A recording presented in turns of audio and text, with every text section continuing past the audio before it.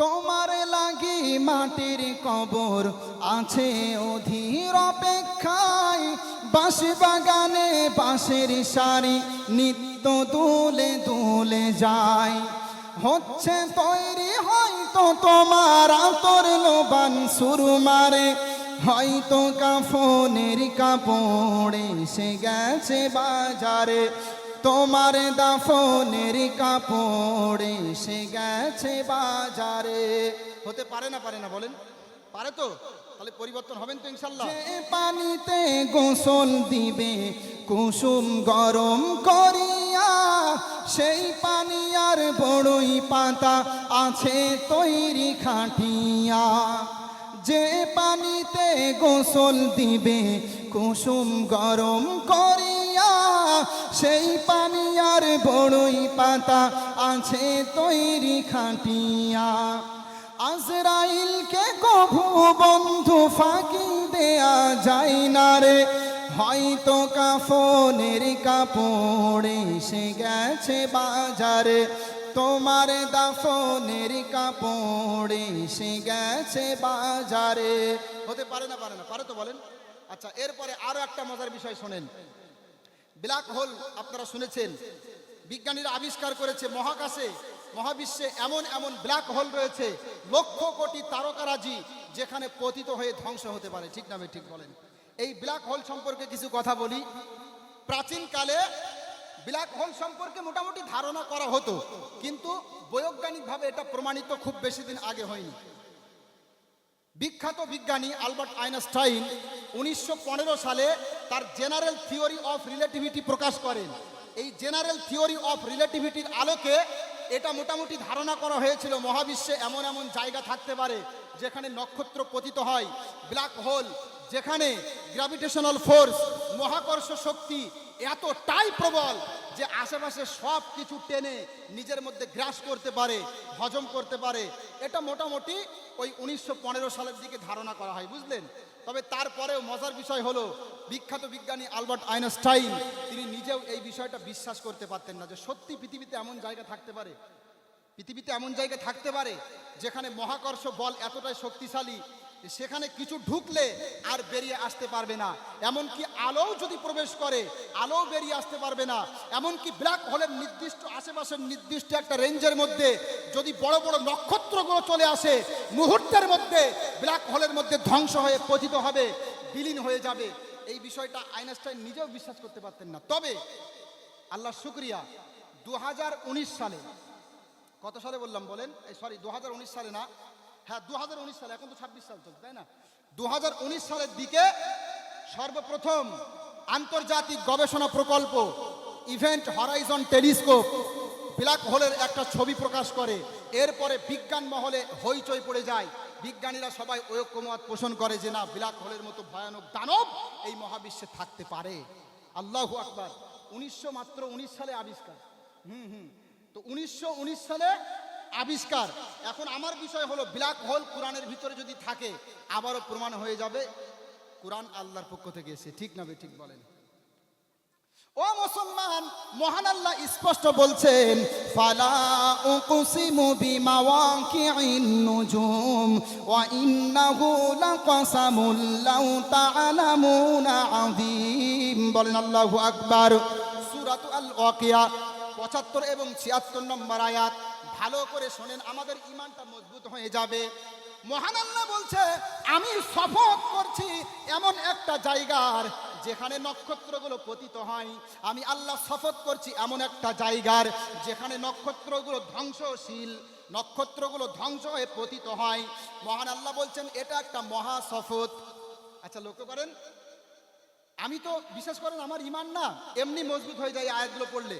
আল্লাহ বলছেন আমি শপথ করছি এমন একটা জায়গার যেখানে নক্ষত্রগুলো পতিত হয়, যেখানে নক্ষত্রগুলো ধ্বংস হয়। বলেন সুবহানাল্লাহ। আচ্ছা আপনারা বলেন তো, এই নক্ষত্রের ধ্বংস হওয়ার সাথে মহাবিশ্বের যেই নামটা জড়িত আছে তার নাম কি? Black hole. আল্লাহ বলছেন নক্ষত্রগুলো পতিত হয়। আর ব্ল্যাক হোল সম্পর্কেও বিজ্ঞানীরা বলছে বড় বড় নক্ষত্র যদি ব্ল্যাক হোলের আশেপাশে আসে, মুহূর্তের মধ্যে ব্ল্যাক হোলের অভিকর্ষ বল এগুলো নিজের মধ্যে টেনে খেয়ে হজম করে ফেলতে পারবে, বিলীন করে ফেলতে পারবে। আমার প্রশ্ন হলো, যেটা বিংশ শতাব্দীতে আবিষ্কার, একবিংশ শতাব্দীতে আবিষ্কার, সেটা আল্লাহর কোরআনের মধ্যে কিভাবে আসলো? প্রশ্ন আসে না আসে না বলেন? প্রশ্ন আসে না আসে না? এখান থেকে বোঝা গেল কোরআন কার পক্ষ থেকে এসছে বলেন? কোরআন তার পক্ষ থেকে এসছে যিনি মহাবিশ্বের স্রষ্টা। ঠিক না বে ঠিক বলেন? তাহলে বলেন, আল্লাহ যে আছে বিশ্বাস হয়তো আপনাদের? কোরআন যে সত্য বিশ্বাস হয়তো? আচ্ছা, আরো একটা মজার বিষয় শেয়ার করি আপনাদের সাথে। বিজ্ঞানীরা প্রথমে মনে করত এ মহাবিশ্ব প্রথম থেকেই সৃষ্টি হয়ে আছে, বুঝলেন? বিজ্ঞানীরা প্রথমে মনে করত এ মহাবিশ্ব অনাদি এবং অনন্ত, আদিকাল থেকে সৃষ্টি হয়ে আছে, এর কোনো সূচনা নেই। কিন্তু পরবর্তীতে যখন বিগ ব্যাং থিওরি আবিষ্কার হলো, তখন থেকে বিজ্ঞানীরা বলছে মহাবিশ্বের একটা সূচনা আছে।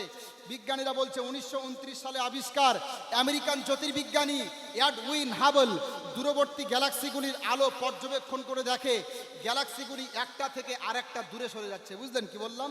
তখন তিনি বুঝতে পারেন যে এই মহাবিশ্ব ক্রমান্বয়ে সুষমভাবে সম্প্রসারিত হচ্ছে। বুঝলেন? তার মানে এই মহাবিশ্ব আদিতে এক জায়গাতে অবস্থান করেছিল, এক বিন্দুতে অবস্থান করেছিল। এটা বৈজ্ঞানিক মতবাদ। মহা বিস্ফোরণ ঘটে মহাবিশ্বের সৃষ্টি হয়। ও মুসলমান, মাত্র 1929 সালের দিকে, মানুষ মাত্র 1929 সালের দিকে, এখনো পর্যন্ত 100 বছর হয়নি, এখনো পর্যন্ত 100 বছর হয়নি, বিজ্ঞানীরা আবিষ্কার করে বলছে এই মহাবিশ্ব সৃষ্টি হয়েছে একটা বিন্দু থেকে, স্তূপ আকারে পুঞ্জীভূত ছিল, এক বিন্দুতে অবস্থান করছিল। এখন এই কথাটা যদি আল্লাহর কোরআনের মধ্যে থাকে, এখন এই বিগ ব্যাং থিওরির কথা যদি আল্লাহর কোরআনের মধ্যে থাকে, তাহলে আবারও প্রমাণিত হবে মুহাম্মদ কোনো সাধারণ মানুষ না।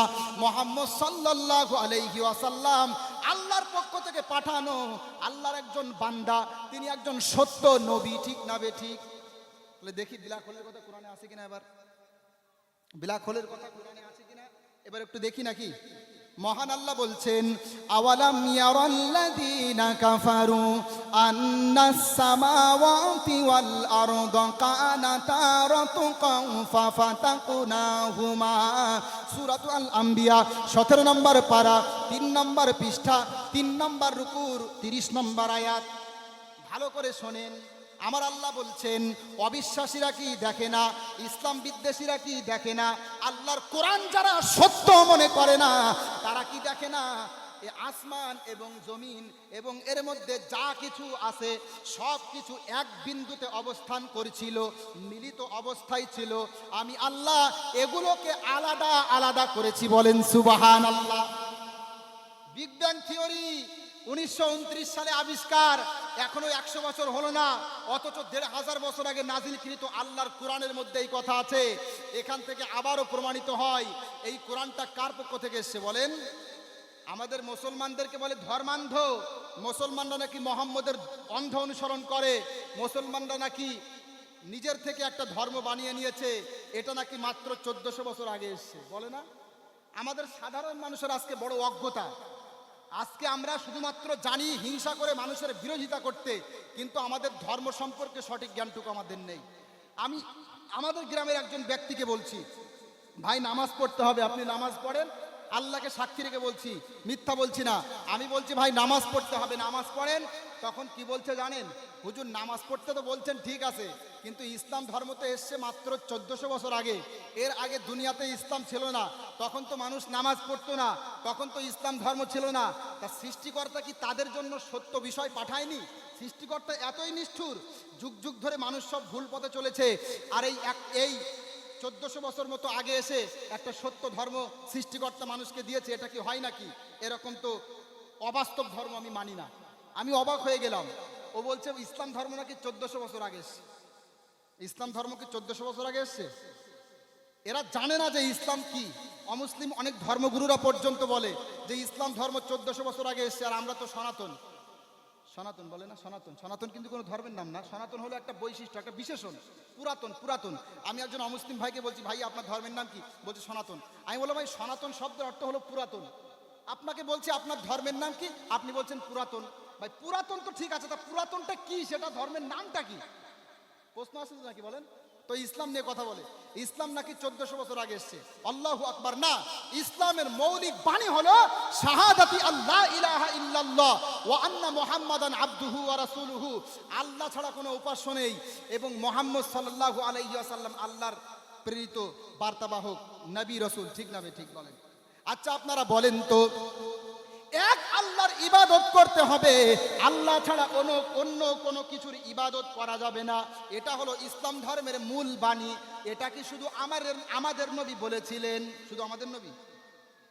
দুনিয়াতে যত নবী রাসূল আল্লাহ পাঠিয়েছেন, আদম আলাইহিস সালাম থেকে নিয়ে যত নবী রাসূল দুনিয়াতে আল্লাহ পাঠিয়েছেন, সকলেই একই বাক্য প্রচার করেছেন, ওয়ালাকাদ বাআসনা ফি কুল্লি উম্মাতির রাসূলান আনি ইবুদুল্লাহা ওয়াজতানিবুত তাগুত। মহান আল্লাহ বলছেন, আমি আল্লাহ প্রত্যেক জাতিতে অসংখ্য অগণিত নবী এবং রসুল পাঠিয়েছি, সকলেই তাদের উম্মতকে বলেছে তোমরা এক আল্লাহর ইবাদত করো। প্রত্যেক নবী কিন্তু এই দাওয়াত দিয়েছে, এক আল্লাহর ইবাদত করো। ঠিক না ঠিক বলেন? এখন এক আল্লাহর ইবাদত করো, এটাই হলো ইসলামের কথা। তো এই ইসলামের কথা শুধু কি আমাদের নবী এনেছিলেন? না, ইসলাম ধর্ম আমাদের নবী এনেছিলেন এরকম না। ইসলাম ধর্ম আদম নবী থেকেই আছে। ইসলাম ধর্ম প্রচার করার জন্য অসংখ্য অগণিত নবী রসুল দুনিয়াতে আল্লাহ পাঠিয়েছেন। এর মধ্যে সর্বশেষ নবী এবং রসুল, ইসলাম ধর্মের সর্বশেষ নবী এবং রসুল হলেন মুহাম্মদ সাল্লাল্লাহু আলাইহি ওয়াসাল্লাম। ঠিক না ঠিক বলেন? তাহলে আমাদের নবী ধর্ম এনেছেন এমনটা না, ধর্ম আদম নবী থেকে আছে। পৃথিবীর প্রথম মানুষ থেকেই ইসলাম ধর্ম আছে। তবে ইসলাম ধর্মের সর্বশেষ বার্তাবাহক হলেন আমাদের নবী। মনে থাকবে কথাটা? তাহলে এবার যদি আপনাদেরকে প্রশ্ন করি, ইসলাম ধর্ম 1400 বছর আগে এসছে নাকি পৃথিবীর প্রথম মানুষ থেকে? বলেন, পৃথিবীর প্রথম মানুষ থেকে। মনে থাকবে তো? মুসলমান, আমাদের মুসলিম সমাজ আমরা আজকে এগুলো বুঝি না। আমাদের কোরআনের মধ্যে কি আছে বাচ্চাদেরকে একটু শিক্ষা দিন, বুঝতে পারবেন, ইমানটা মজবুত হবে। এই দেখেন, আরো একটা সহজ বিষয় বলি আপনাদেরকে, এটা বুঝতে আপনারা সক্ষম হবেন। প্রাচীনকালে মানুষেরা মনে করত মৌমাছি ফুলে গিয়ে মধু শোষণ করে, এরপরে ওখান থেকে চাকে গিয়ে স্টক করে, বুঝলেন, মধু বা চাকে তৈরি হয়, এইরকম একটা ধারণা করত। কিন্তু আধুনিক বিজ্ঞান কি বলছে জানেন? আধুনিক বিজ্ঞান বলছে না, মৌমাছি বিভিন্ন ফুল থেকে রস শোষণ করে এবং তার পেটের মধ্যেই মধু তৈরি হয়। মৌমাছির পেটের মধ্যে দুইটা পরিপাক তন্ত্র আছে, একটা তো পাকস্থলী যেটা অন্যান্য প্রাণীদের আছে, আর মৌমাছির পেটের মধ্যে আরেকটা স্পেশাল পাকস্থলী আছে যেটার মধ্যে মধু তৈরি হয়। বিজ্ঞান এটা খুব বেশি দিন আগে আবিষ্কার করিনি। আগে মনে করতো মৌমাছি সরাসরি মধু ফুল থেকে নিয়ে চাকে গিয়ে স্টক করে, কিন্তু পরবর্তীতে আবিষ্কার করা হলো না, আমাদের মধ্যে যেমন একটা পাকস্থলী আছে, অন্যান্য প্রাণীদের মধ্যে একটা করে পাকস্থলী আছে, কিন্তু মৌমাছির মধ্যে দুইটা পাকস্থলী আছে। একটা হলো সাধারণ যেমনটা সব প্রাণীর থাকে, আরেকটা হলো স্পেশাল পাকস্থলী যেখানে মধু তৈরি হয়। মৌমাছি ফুলের রস পেটের মধ্যে নিয়ে নেয়, পেটের মধ্যে মধু তৈরি হয়, এরপরে পেট থেকে মধু বাহির করে চাকে স্টক করে। বলেন সুবহানাল্লাহ। এটা আধুনিক বিজ্ঞান বলছে। আচ্ছা, এই কথা কি কোরআনে আছে? যদি এই কথা আজ থেকে 1400 বছর আগে নাজিলকৃত আল্লাহর কোরআনের মধ্যে থাকে, আবারও প্রমাণ হয়ে যাবে আল কোরআন এটা মানুষের লেখা না, এটা আল্লাহর পক্ষ থেকে এসেছে। ঠিক না ঠিক বলেন? তাহলে দেখি আছে কিনা। মহান আল্লাহ বলছেন, ইয়াখরুজু মিন বুতুনিহা শারাবুম মুখতালিফুন আলওয়ানুহু ফীহি শিফাউল লিন্নাস, ফীহি শিফাউল লিন্নাস। বলেন আল্লাহু আকবার। সূরা নাহলের মধ্যে আছে, মহান আল্লাহ বলছেন মৌমাছির পেট থেকে মধু বাহির হয়, যে মধু বিভিন্ন রঙের হয়ে থাকে এবং এই মধুর মধ্যে তোমাদের জন্য রোগ প্রতিকার রয়েছে, এই মধুর মধ্যে তোমাদের জন্য ঔষধ রয়েছে। বলেন সুবহানাল্লাহ। আমি অবাক হয়ে যাই, এটা আধুনিক বিজ্ঞান আবিষ্কার করেছে। আল্লাহর নবী কিভাবে জানলেন যে মৌমাছির পেট থেকে মধু বাহির হয়, মৌমাছির পেটের মধ্যে মধু তৈরি হয়? এটা আল্লাহর নবী কিভাবে জানলেন? প্রশ্ন আসে না বলেন? প্রশ্ন আসে তো? ও মুসলমান, এই জাতীয় কথা আলোচনা করলে আমাদের ইমানটা মজবুত হয়, বিশ্বাস করেন, আমাদের ইমানটা মজবুত হয়। 49 শতাব্দীতে আবিষ্কার করছে, 20 শতাব্দীতে আবিষ্কার করছে, অথচ 1500 বছর আগে নাজিলকৃত আল কোরআনের মধ্যে এগুলো রয়েছে। কিভাবে সম্ভব? কিভাবে সম্ভব? প্রশ্ন আসে না বলেন? এই জন্য সম্ভব, কারণ এই গ্রন্থটা সরাসরি কার পক্ষ থেকে এসেছে বলেন? আল্লাহর পক্ষ থেকে এসেছে। কবি কত সুন্দর কথা বলছেন, আল কোরআনের পথ, এই পথই আসল পথ, আল কোরআনের পথ, এই পথই আসল পথ, অন্য পথে অন্য মতে নাই যে রহমাত। আল কোরআনের আলোয় যার জীবন আলোকিত, সে চির বিপ্লবী নয় কখনো ভীত। আল্লাহর কোরআন পেয়ে আপনারা ভয় আছেন নাকি? মাঝে মাঝে আমাদেরকে হুমকি ধমকি দেওয়া হয়, এটা করব সেটা করব, হয় কোরআন ছাড়ো নাই ভারত ছাড়ো ইত্যাদি ইত্যাদি বিভিন্ন কথা, হয়তো ডাইরেক্ট বলে না কিন্তু ইশারা ইঙ্গিতে বলে। ও মুসলমান, জীবন যদি আমাদের চলে যায়, আমাদেরকে যদি জ্বালিয়ে দেওয়া হয়, আমাদেরকে যদি পুড়িয়ে ফেলা হয়, এরপরেও আল্লাহর কোরআন সম্পর্কে আমরা কোনো সন্দিহান পোষণ করবো না। ঠিক না ঠিক বলেন? একবারও আল্লাহর কোরআনের ব্যাপারে সন্দিহান হবে না, কারণ এটা এসে কার পক্ষ থেকে বলেন? আল্লাহর পক্ষ থেকে। এখন নাস্তিকদের সামনে এই জাতীয় সায়েন্টিফিক ইনফরমেশন যেগুলো আছে, এগুলো নাস্তিকদের সামনে বললে কি বলে জানেন? নাস্তিকদের সামনে যখন আপনি ইসলাম ধর্মের সত্যতা প্রমাণ করবেন, বা নাস্তিকদের ধর্ম প্রসঙ্গটা বাদ দেন, নাস্তিক যারা, এরা ঈশ্বরের অস্তিত্ব স্বীকার করে না, এরা আল্লাহর অস্তিত্ব স্বীকার করে না। আমার কাছে একদিন একজন নাস্তিক ফোন করেছে, বুঝলেন কি বললাম? আমার কাছে একদিন একজন নাস্তিক ফোন করে বলছে, হুজুর আপনি তো মাঝে মাঝে ইসলামের সত্যতা নিয়ে আলোচনা করছেন, ইউটিউবে দেখতে পাচ্ছি। তা ঠিক আছে হুজুর, আপনার কাছে একটা কোশ্চেন করব, আপনি যদি অ্যান্সার করতে পারেন, যদি উত্তর দিতে পারেন, তাহলে আমি ইসলাম ধর্ম গ্রহণ করব। আমি বললাম ঠিক আছে ভাই বলেন। বলছে ঠিক আছে, আপনারা যে বলেন স্রষ্টা আছে, এটা কিসের ভিত্তিতে বলেন? এই মহাবিশ্বে একজন আল্লাহ আছে, একজন সৃষ্টিকর্তা আছে, এটা আপনারা কিসের ভিত্তিতে বলেন? কি যুক্তি আছে আপনাদের কাছে? আপনি আমার সামনে সৃষ্টিকর্তার অস্তিত্ব প্রমাণ করুন, আমি ইনশাল্লাহ ইসলাম গ্রহণ করব। আমি বললাম ঠিক আছে ভাই, তাহলে একটু সময় নিয়ে নিচ্ছে, আমি অবশ্যই সৃষ্টিকর্তার অস্তিত্বের প্রমাণ দেবো। বললো ঠিক আছে দিন। আমি এবার তাদেরকে বিষয়টা বোঝাতে শুরু করলাম। আমি জানি তারা, আমরা অন্ধের মতো যদি বলি যে আকাশ সৃষ্টি হয়েছে, পৃথিবী সৃষ্টি হয়েছে, চন্দ্র সূর্য গ্রহ নক্ষত্র, সুতরাং একজন আল্লাহ আছে, এইভাবে যদি সাধারণভাবে বললি তাহলে ও মানবে না। এজন্য আমি তাকে বিজ্ঞান দিয়ে বোঝানোর চেষ্টা করলাম। ফিজিক্সের একটা সূত্র তাকে বললাম, ল অফ কজালিটি। পদার্থবিদ্যার একটা মৌলিক সূত্র হলো ল অফ কজালিটি। তার মানে হলো পৃথিবীতে যা কিছু ঘটছে, প্রতিটি বিষয়ের পিছনে একটা কারণ থাকে। ঠিক না বেঠিক? ল অফ কজালিটি, কার্যকারণ সূত্র আমাদেরকে বলছে পৃথিবীতে যা কিছু ঘটে তার পিছনে একটা কি থাকে বলেন? কারণ থাকে। নাস্তিককে বললাম, বিজ্ঞানীরা আগে বলতো মহাবিশ্বের কোনো সূচনা নেই, এটা আগে থেকেই সৃষ্টি হয়ে আছে, কিন্তু 1929 সালে বিগ ব্যাং থিওরি আবিষ্কার হলো, বিজ্ঞানীরা বলল মহাবিশ্ব সৃষ্টি করা হয়েছে। আমি নাস্তিককে বললাম, পৃথিবীতে যা কিছু ঘটবে প্রত্যেকটা ঘটনার পিছনে একটা করে কারণ থাকবে, একটা করে কারণ থাকবে, এটা হলো বিজ্ঞান আমাদেরকে বলছে। তাহলে আমার প্রশ্ন হলো, মহাবিশ্ব সৃষ্টি হয়েছে, নিশ্চয়ই এর পিছনেও একটা কারণ আছে, আর সেটা হলো আল্লাহ, সেটা হলো সৃষ্টিকর্তা স্রষ্টা। ঠিক না বেঠিক? বিজ্ঞানের সূত্র বলেছি, এবার মুখ বন্ধ হয়ে গেছে, বুঝলেন? মুখ বন্ধ করে এবার বলছে ঠিক আছে হুজুর, আমি মানলাম যে মহাবিশ্বের একজন স্রষ্টা আছে, আপনি বিজ্ঞান দিয়ে বলছেন। আচ্ছা ঠিক আছে হুজুর, তাহলে আমার পরবর্তী প্রশ্ন হলো, আল্লাহকে কে সৃষ্টি করলো? প্রশ্ন আসে না? আসে না? ও যখন বুঝতে পেরেছে যে বিজ্ঞানও বলছে মহাবিশ্ব সৃষ্টির পিছনে একটা রহস্য আছে, তখন আমাকে প্রশ্ন করছে ঠিক আছে আল্লাহ আছে এটা মানলাম, কিন্তু আল্লাহকে কে সৃষ্টি করলো?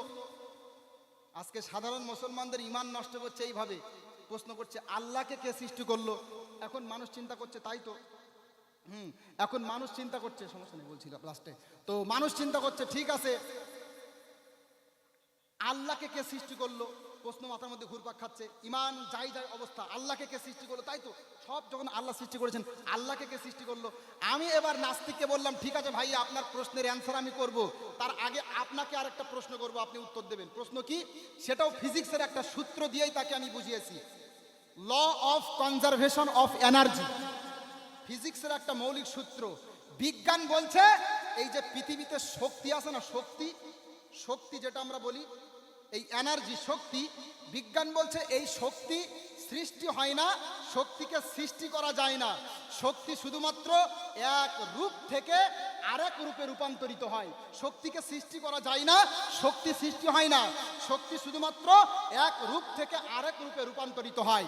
আমি তখন বললাম পৃথিবীর একটা সৃষ্ট বস্তু শক্তির ব্যাপারে তোমরা বলছো শক্তিকে সৃষ্টি করা যায় না, শক্তি সৃষ্টি হয় না, তাহলে সেম কথাটা স্রষ্টার ক্ষেত্রে মানতে সমস্যা কোথায়? স্রষ্টা সৃষ্টি হয় না, স্রষ্টাকে সৃষ্টি করা যায় না, ঠিক না বে ঠিক বলে? আমি যখন তাকে বললাম, এবার তখন চুপ হয়ে গেছে। বলছে ঠিক আছে বুঝলাম, তারপরেও মন তো মানে না। আমি বলছি মন মানে না মানে? আপনাদের বাপ বিজ্ঞান যখন বলছে শক্তিকে সৃষ্টি করা যায় না, তখন তো অন্ধের মতো মানছেন হ্যাঁ শক্তিকে সৃষ্টি করা যায় না। থাক, হ্যাঁ শক্তিকে সৃষ্টি করা যায় না। তাহলে বিজ্ঞানীরা আপনাদের বাপ যখন যা বলবে আপনারা মানবেন। আপনাদের মধ্যে কি মগজ বলে কিছু নেই? শক্তিকে সৃষ্টি করা যায় না, শক্তি সৃষ্টি হয় না, তাহলে শক্তির ক্ষেত্রে যদি এই কথা মানতে পারেন, তাহলে আমার আল্লাহর ক্ষেত্রে এই কথা মানতে কেন কষ্ট হয়?